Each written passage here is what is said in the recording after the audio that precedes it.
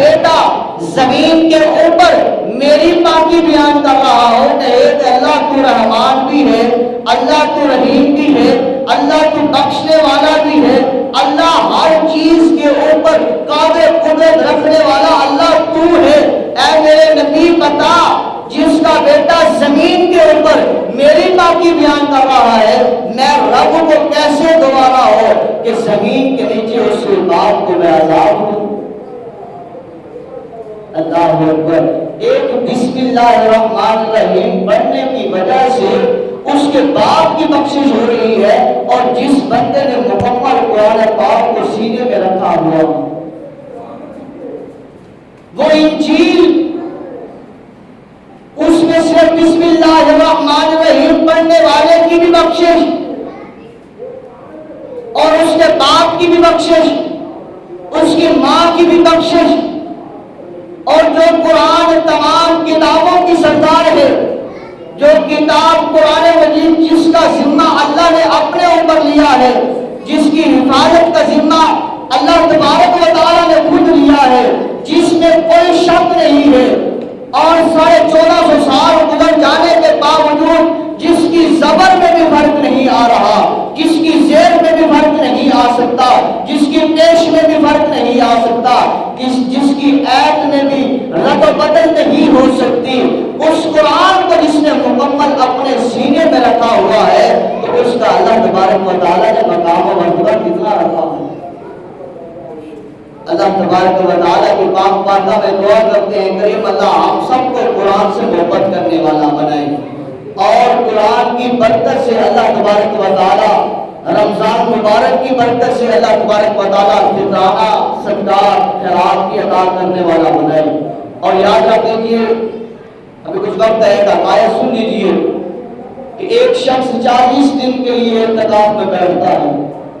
اس ڈر سے کہ اللہ راضی ہو جائے، اللہ راضی ہو جائے، اللہ کا قرب مل جائے۔ یہ انسانیت کی طرف بات کر رہا ہوں۔ اب وہ 40 دن تک بیٹھا ہے، روزہ بھی رکھتا ہے دن کو، اور رات کو جو ہے قیام بھی کرتا ہے، عبادت کر رہا ہے، لوگوں سے کٹ کر ایک الگ عبادت گھر میں بیٹھا ہے، اور وہاں پر وہ اللہ کی پاک بارگاہ میں عبادت کر رہا ہے۔ اب جو ہے وہ ایک دن سے 36 دن گزر گئے، اللہ کی تبارک و تعالیٰ کی طرف سے کوئی جو ہے اسے نوید جو ہے وہ محسوس نہیں ہوتی، خوشخبری جو ہے وہ محسوس نہیں ہوتی۔ 36 دن گزرنے کے بعد گویا کہ آواز آتی ہے، اے بندے اگر تو چاہتا ہے کہ تجھے اللہ کا قرب مل جائے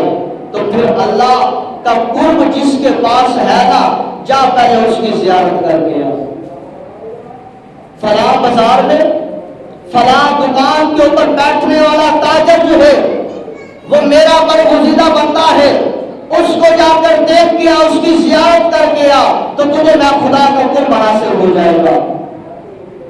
اب وہ تاجر وہاں سے نکلتا ہے، اسے پتہ چلتا ہے، وہ اس بازار میں جاتا ہے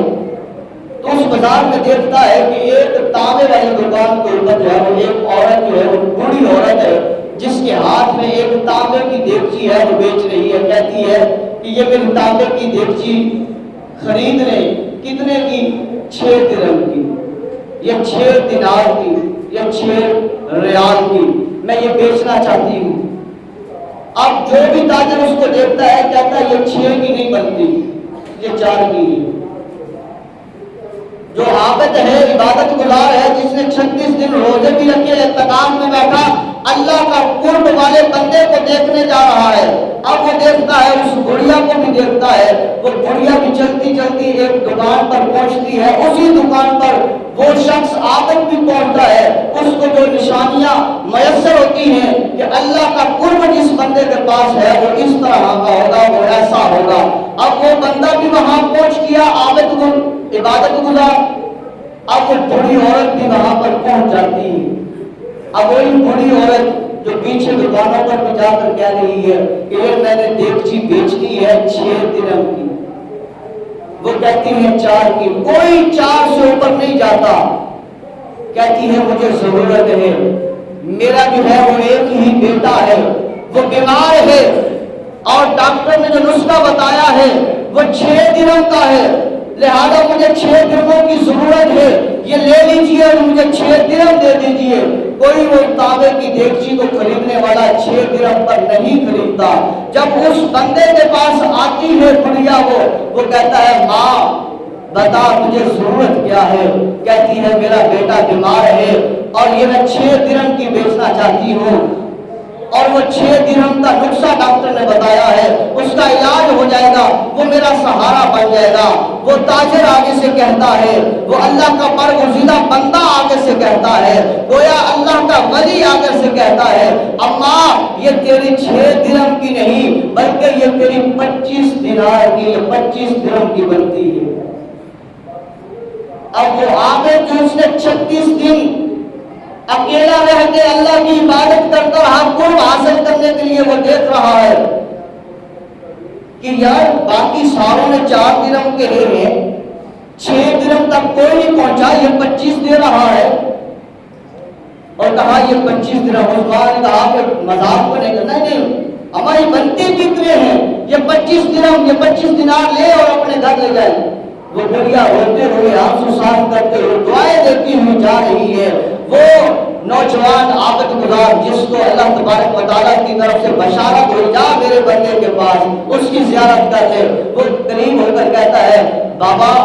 یا چاچا تجھے لگتا ہے کاروبار کرنا نہیں آتا، ساروں نے 4 درہم لگائے ہیں، 4 دینار لگائے ہیں، تو نے 25 لگا دیے ہیں۔ فرمایا ہاں بیٹھ جا بیٹھ جا بیٹھ جا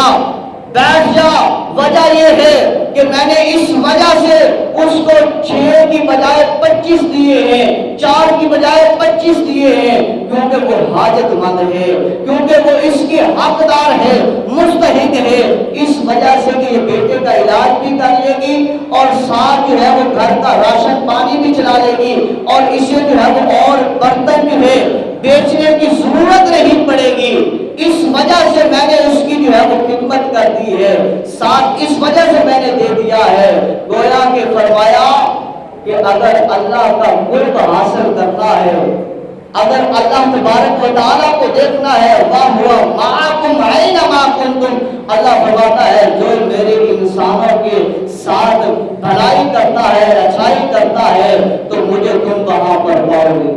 وَهُوَ مَعَكُمْ أَيْنَمَا كُنتُمْ، تم مجھے اسی کے پاس پاؤ گے جس کے ساتھ تم بھلائی کرو گے۔ انسانوں کے ساتھ بھلائی کیجیے، جو حقدار ہے اسے زکوٰۃ بھی دیجیے، فطرانہ بھی دیجیے، صدقات بھی دیجیے، اس سے ہٹ کر خدمت کیجیے۔ فطرانہ 2 کلو